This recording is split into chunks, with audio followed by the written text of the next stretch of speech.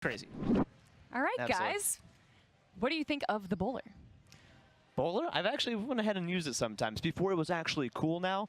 Everyone uses it in their meta all the time with their giants. The bowler is so frustrating to play against. I think it's one of the most frustrating cards in the game to play against. You know, it's just so useful defensively, and it stops a lot of pushes no matter what type of deck you're playing, it seems like. Aside from an air deck, the bowler is definitely a thorn in your side. It's relatively easy to counter. You can redirect it with a miner going behind it. You can obviously use an air unit, a mega minion on top of it. But when played in the correct situation, the bowler can be very difficult to stop, especially if he's behind that push, behind a giant in most cases. Yeah. Well, we saw a miner in the first game. Maybe we'll see a bowler in the second game right now. Let's get into it. Let's see here. We got Ghost Joke in here. Ghost Joke.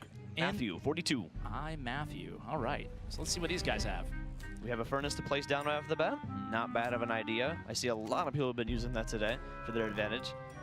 Starting with the archer split behind the tower, I'm just going to make an educated guess. Okay. I was going to say he's going to play a golem deck, but I would have been wrong. It seems like iMatthew's going to be going here for... I wouldn't be surprised if his whole entire compensation might just be air here. We got Lava Hound building up here, Mega Minion on Ghost side here. Yeah. It's going to be interesting. Let's see what he was going to go ahead and compensate with it. At this point, Ghost Joe... Ooh, there's the lightning. Yeah, that Ghost could be beneficial there. Staying smart, not doing anything too aggressive in the right lane, Ghost that is, until he knows what's coming, you know? Yeah, it seems like this furnace here could be the problem for him, but he still gets a significant amount of hits with the pups. That's a lot of damage down there. That's a lot of damage. See, I'm not so sure about that miner. I mean, he did get a decent amount of chip damage there, but again... he is getting so much damage.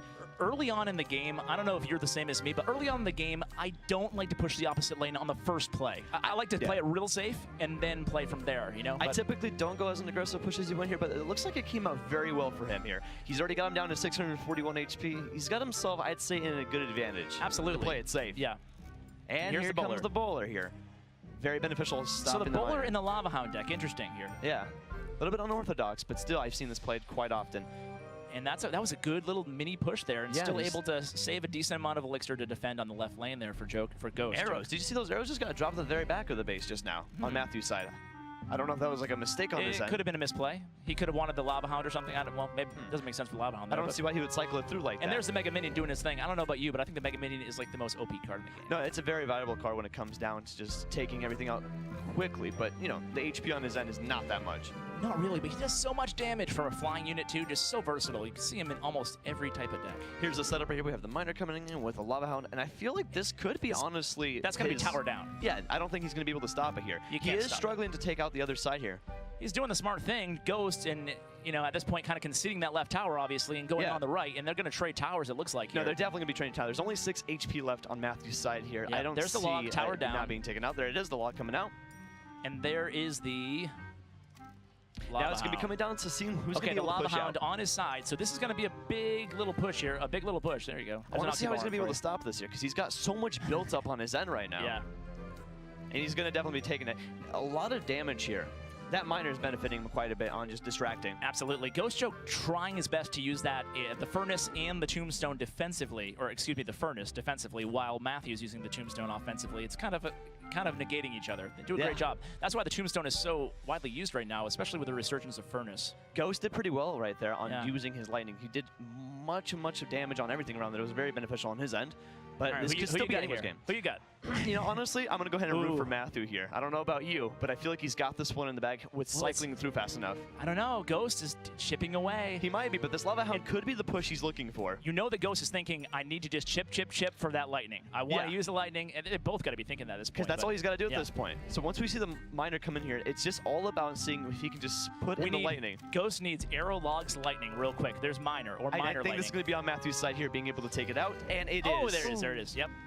Well played by both guys there. No, absolutely. He didn't have enough time to cycle it through, but if he did, it would be coming down to who could go ahead and get the 3 crown first. So many times at the end of the match, it's just who can cycle to their win condition faster, you know? And and it's a struggle. It's stressful because there's only so much time they have, and they have to cycle it through. Yeah.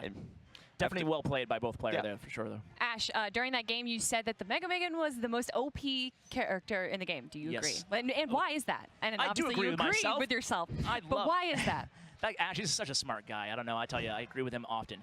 But the Mega Minion is just so versatile. To have a flying P.E.K.K.A., you know, not quite the DPS of a P.E.K.K.A., but have a flying unit that does such a heavy amount of point damage for only 3 elixir. I think it's, you know, not only is it a great in an air deck, but it's great in a ground deck. I played my Golem deck. It's just, you know, it's in a lot of ways, it's replaced the Mini P.E.K.K.A. in a lot of decks. Mini P.E.K.K.A. used to be a really super popular card.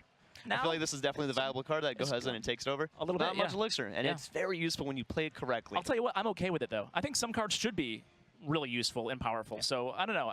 Maybe a little controversial, but I don't know. I'm happy with it. Yeah. Hyphonics, do you think it's the most OP card in the game? Personally, no. But I do agree to an extent with you here. If you play it correctly with just cycling through, let's say, a miner to keep things distracted, if that Mega Minion gets through, it's pretty much over. You're going to take the tower out. So, to an extent, yes. For me, I'm going to have to go with the miner.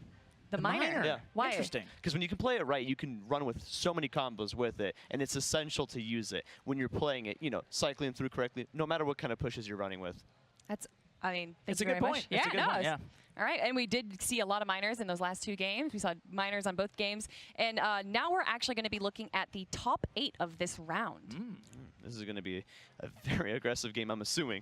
Yes, this should be a good one. So it's a YN5 versus H2O, 2 very well. We're actually not looking at a game right now. We're looking at the top 8 players. Yes, of Heat 2. Inferno, Audacia, Dewey, Mighty Tyrone, Darth Jar Jar, who I've heard about, Love TMD Jar Yao Jar. Yao, who we saw earlier, Ash, and Killer Q. Now, Yao Yao, we heard earlier from Sean, I believe, who said that he played for the first 15 minutes, made it to the top of his leaderboard, and has stopped playing. Now, what benefits does that give him? I think the biggest benefit, honestly, in a tournament like this, where people can spectate and see your deck, is you don't want to show too much of your hand. You know, you want to lock up that position that you need and then kind of play it safe. So I think it's smart to, even if you could go on to be #1, who cares about the cards? It's all about the money and the big stage at this point, I think. Yeah. Right? I mean, he does know what he's doing. With such a little amount of time to be able to carve it out right there, he's very confident. I think Yao Yao might be the favorite at this point. I don't know. Really? Out of those top 8 that you saw, there's no one else that you think is on I think Ash, other Ash is really good I'd say as well. The other Ash I as hope well. there's not a battle of the Ashes. I'll probably pee my pants. No, I'm definitely going to be rooting for Ash as well here. I mean, I've seen his plays very, very well, known in the community especially. He's very well done when it comes to anything he plays. Absolutely, he's a beast. So yeah, and who knows what type of deck he's playing. He's kind of known for choosing non-meta decks. So I think it might be, you know, a few other guys from Clout Gaming family.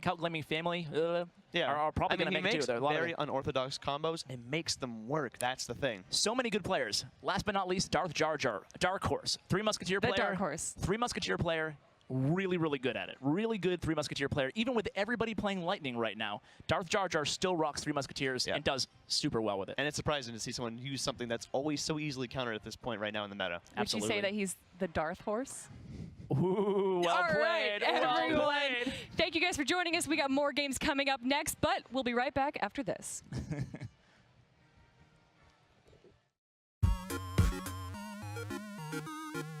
Hey guys, Ash here with a 30-second deck archetype spotlight. Today we'll talk about what is a siege deck. A siege deck is not to be confused with a control deck relying on an expo as proxy, but rather a deck that's all built around establishing a really nice defense to support buildings that will be aggressively attacking one of your opponent's towers, usually resulting in a 1-0 victory for you, the siege player. Now also, swarm decks do qualify as siege decks relying on goblin and barbarian huts. Good luck guys, and dominate with siege.